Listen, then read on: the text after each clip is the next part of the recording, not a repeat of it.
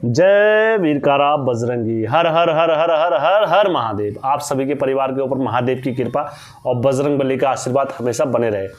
आज का विषय है मेरा वार्तालाप का। दरअसल सैमजू की क्या है, हर स्थान पर हर जगह पर पूजा का जो नियम है, विधि विधान है, वो अलग तरीके से होता है।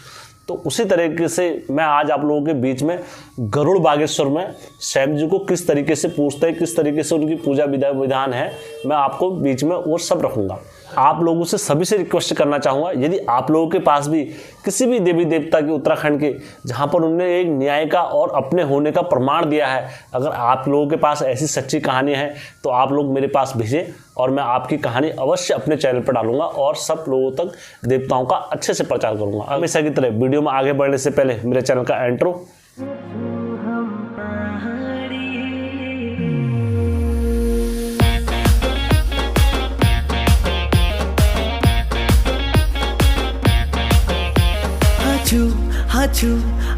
हम पहाड़ी।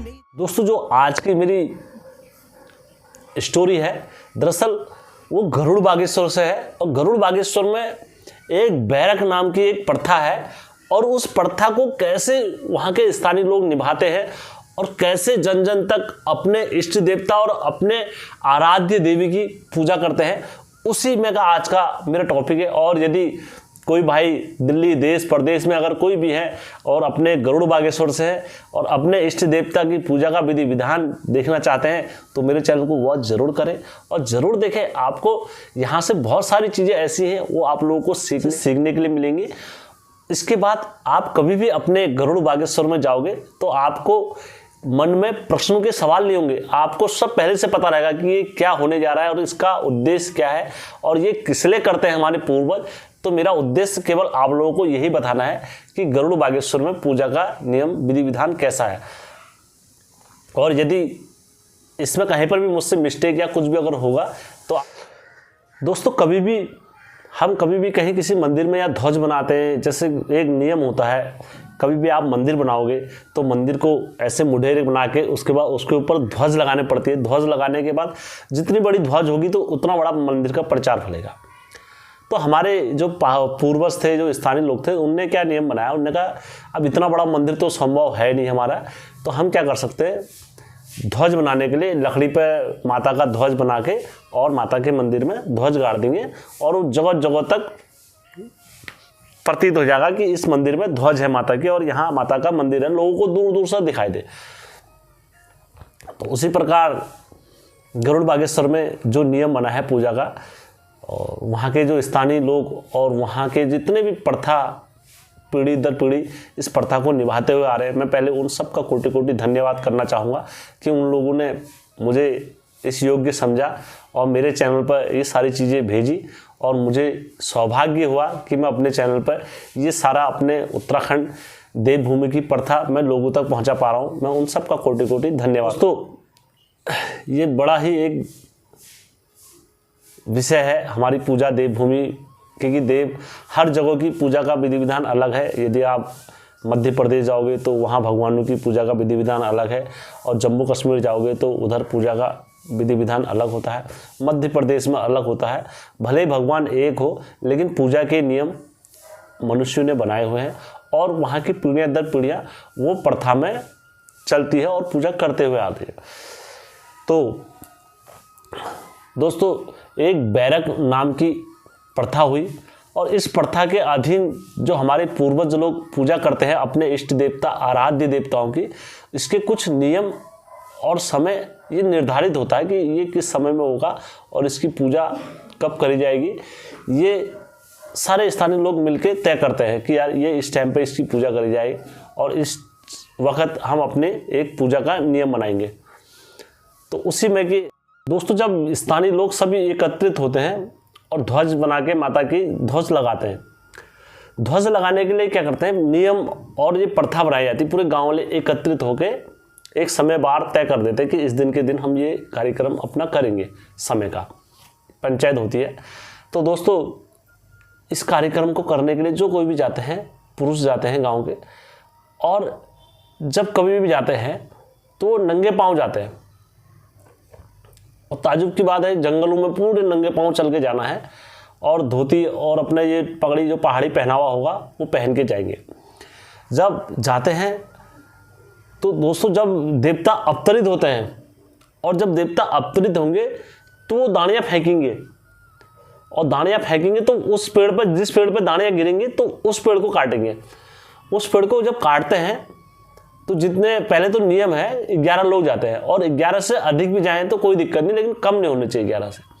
जब 11 पुरुष जब जाते हैं, जब पेड़ को काटते हैं, पेड़ काटने के पश्चात जब गिरता है नीचे जमीन पर, तो उसे जमीन पर नहीं गिरने देते हैं सब लोग, उसको हवा में ही रोक देते हैं। और हवा में रोकने के बाद उसको जितने स्थानीय लोग, अब ये समझ लो दोस्तों 11 लोगों को ने एक संभव नहीं है किसी पेड़ को जमीन पर गिरने से रोक पाना, अगर उसका अस्तित्व खत्म कर दिया जमीन से तो, क्योंकि वो गिरना ही गिरना है। क्योंकि जिस वेग से अगर पेड़ गिरता है तो नीचे अगर कोई भी मनुष्य होगा तो वो दबी जाएगा, इतना वेग होता है कि जब पेड़ गिरता है तो। लेकिन भगवान का चमत्कार ही बोलो कि वो पेड़ जैसे ही नीचे को आता है तो ये सब लोग उसे रोक लेते हैं और उसको जमीन पर नहीं गिरने देते हैं। यदि वो जमीन पर गिर गया तो वो भंग हो गया उसका अस्तित्व। तो इसी प्रकार से सारे स्थानीय लोग वहां पर जाते हैं। जाने के पश्चात उस पेड़ को जमीन पर नहीं गिरने देते हैं, फिर उसको पेड़ को वहीं छीलेंगे, खड़े खड़े सारा पेड़ छीलेंगे।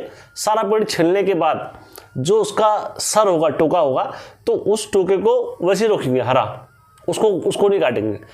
जब छिलता है तो दोस्तों इस पेड़ को जमीन पे नीचे गिरने नहीं देते लंबा, तो ये सब अपने कंधे पर रखते हैं और कंधे पे ही इसकी छिलाई चालू होती है। छिलाई छिलने के पश्चात ये सब लोग कंधे में रख के कहाँ लेकर आते हैं, वहाँ स्थान पर लेकर आते हैं माता के, जहाँ देवी का मंदिर हो, जहाँ धोनी लगी होगी सैमजू की, तो वहाँ पर आके तो तुरंत जैसी इनका आगमन होता है तो देवताओं का भी आगमन धोनी में प्रकट हो जाते हैं। जब देवता लोग जब प्रकट हो जाते हैं तो अपना नाचते हैं। तो दोस्तों जब ये प्रक्रिया चल रही थी तो उस वक्त पेड़ जरा भारी था, तो काफ़ी स्थानीय लोगों से ऊपर नहीं जा रहा था, एक जगह पर जाके स्थान पर जाके अटक गया था पेड़। तो सैमजू ने जब भभूत मारी अपनी, तो भभूत मारने के पश्चात पता नहीं ऐसी वेग की शक्ति कहाँ से इतनी शक्ति आई कि जैसे मानो पेड़ को भी उठा के लेके जा रहा हो ऊपर को, और उस पेड़ को एक जगह पर गड़ दिया। और इस पेड़ को कभी सूखा नहीं करते हैं, इसको हरा ही लगाते हैं और हरे ही इसकी ध्वजा में माता का ध्वज बना देते हैं, देवी की ध्वज स्थापित कर देते हैं। तो दोस्तों मैं आप लोगों के बीच में गरुड़ बागेश्वर की, बैशी की और वहाँ पर 84 की जो जागर है वो भी आप लोगों के समक्ष रखता हूँ, वो भी आप लोग सुनना। और यदि मुझसे बताने में कहीं पर कुछ टूटी या कमी कुछ भी रह गई होगी, सैमजू की लीला का और माता रानी का बखान करने में थोड़ा बहुत भी अगर कमी रह गई होगी तो मैं आप लोगों से क्षमा चाहूँगा दोस्तों। धन्यवाद।